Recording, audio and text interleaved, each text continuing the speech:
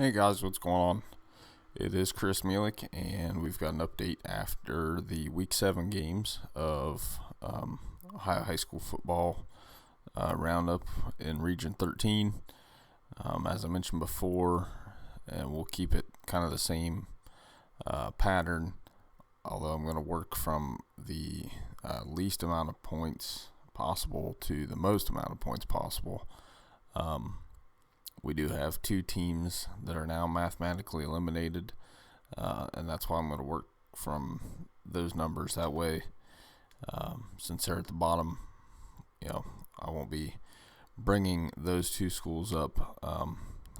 As teams become mathematically eliminated, we'll start to just focus just above them in the region, so that in that way we can keep this thing pretty short, and try to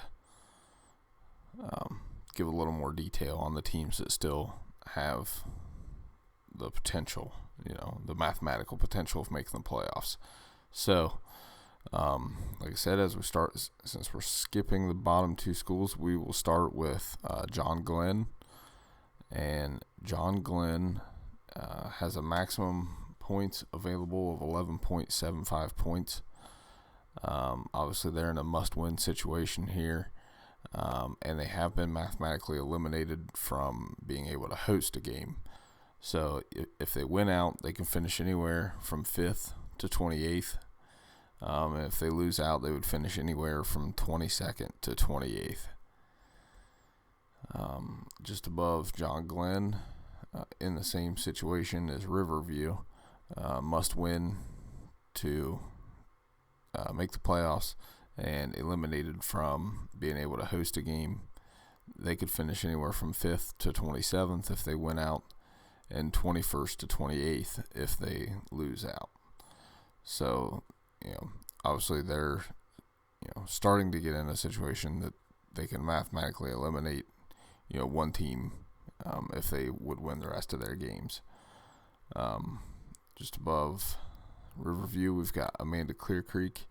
That would be the 24th position in this ranking. They are in a must-win situation. They could finish anywhere from 4th to 27th if they win out, and 21st to 28th if they lose out. And above Amanda Clear Creek, we have Ontario. Ontario can get a maximum of 13.3 points. They are in a must-win situation. They could finish anywhere from 4th to 26th if they win out, and anywhere from 16th to 28th if they lose out. Above Ontario is Uhrichsville Claymont, who could get to a maximum of 14.1 points. That's for they're in 22nd ranked. Based on this rankings, they must win. They would finish anywhere from 4th to 26th as well if they win out, and anywhere from 21st to 28th if they lose out. Above Claymont is Lisbon Beaver. Lisbon Beaver has a maximum of 14.12 points. That's 21st ranked. They're in a must-win situation. They could finish anywhere from 4th to 26th if they win out, and 10th to 28th if they lose out. Above Lisbon Beaver is Lakewood. Lakewood has a maximum available of 14.22 points, and they are in a must-win situation as well. Anywhere from 4th to 25th if they win out, and 20th to 28th if they lose out.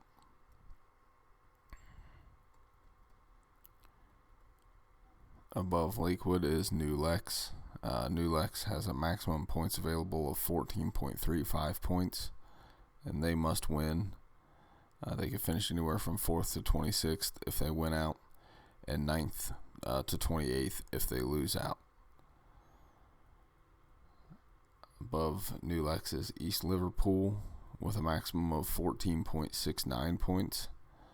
They are in must-win situations for both playoffs and a home game. They could finish anywhere from 4th to 26th if they win out, and 14th to 28th if they lose out. Above East Liverpool in 17th is Philo. Philo has a maximum available of 14.95 points. And they must win anywhere from 4th to 26th place if they win out, and they could finish between 10th and 28th if they lose out. Above Philo in 16th rank is Canton South. Canton South has a maximum available of 16.95 points. They are in a must-win situation for both positions. They could finish anywhere from 3rd to 23rd if they win out, and 13th to 28th if they lose out. Above Canton South, we have Canal Fulton Northwest with a maximum available of 16.99 points. They are in a must-win situation for both home game and playoffs. They could finish anywhere from 3rd to 26th if they win out, and 9th to 28th if they lose out. Above Canal Fulton Northwest is Fairfield Union. Fairfield Union has a maximum available of 17.35 points. They're in a must-win situation for both the playoffs and home game. They can finish anywhere from 3rd to 26th if they win out, and 9th to 28th if they lose out. Above Fairfield Union and 13th ranked is Indian Creek. Indian Creek could get to 18.19 points. So they are actually only in a must-win situation to host a playoff game. They're not yet in a must-win situation to make the playoffs. Mathematically, they could finish anywhere from 3rd to 22nd if they win out, and 5th to 28th if they lose out. Above Indian Creek is 12th ranked Shelby. Shelby could get to 19.7 points. They're in the same situation as Indian Creek. They must win to host a game, but not necessary to make the playoffs still. If they would win out, they would finish anywhere from 2nd to 20th position in the region. And if they lose out, they would finish anywhere from 5th to 28th in the region. Above Shelby is Heath in 11th ranked. They could get to a maximum of 20.5 points. They're in a must-win situation to host a game. If they win out, they could still finish anywhere from 1st to 21st. And they would finish anywhere from 5th to 28th if they lose out.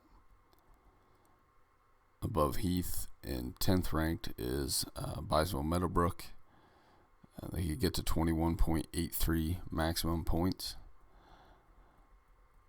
That puts them in a situation actually that they're the first team that's not in a must-win situation for either a home game or the playoffs.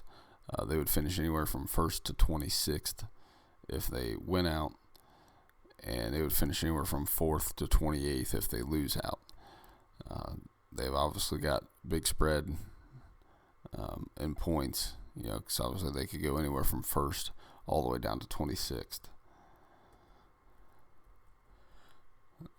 In 9th ranked is Maysville. Maysville has a maximum points available of 21.85 points. So they are not in a must-win situation either. They would finish anywhere from 1st to 16th if they win out, and 4th to 26th if they lose out. Above Maysville is Cambridge in 8th ranked. with a maximum points available of 22.45 points. Cambridge actually is in a must-win situation still to host a playoff game. And they would finish anywhere from 1st to 14th if they would win out, and 5th to 28th if they would lose out. Above Cambridge and 7th ranked is Indian Valley. Indian Valley has maximum points available of 22.5. So they are not in a must-win situation. They would finish anywhere from 1st to 16th if they win out, and somewhere in the range of 4th to 26th if they lose out. So they are one of the teams that's already started to, mathematically eliminate those bottom 2 schools. Above Indian Valley is BloomCarroll. BloomCarroll has maximum points available of 24.35 points. They would finish anywhere from 1st to 11th if they win out, and 4th to 26th if they lose out. So they are getting very close to being able to control their own destiny for the playoffs, as well as the next 5 schools who have already put themselves in a position to control their own destiny to make the playoffs. So with, like I said, with that being the case, we've got 5th ranked Salem has a maximum points available of 27.45 points. They control their own destiny to make the playoffs. They would finish anywhere. So what that means is they'll finish anywhere from 1st to 6th place in the region if they win out. So they're guaranteed a top 8 spot if they win out. If they would lose out, they are in the range of 2nd to 24th place. So they would at worst finish 24th in the region. But above Salem is Licking Valley with 30.36 maximum points available. So that would be 4th ranked.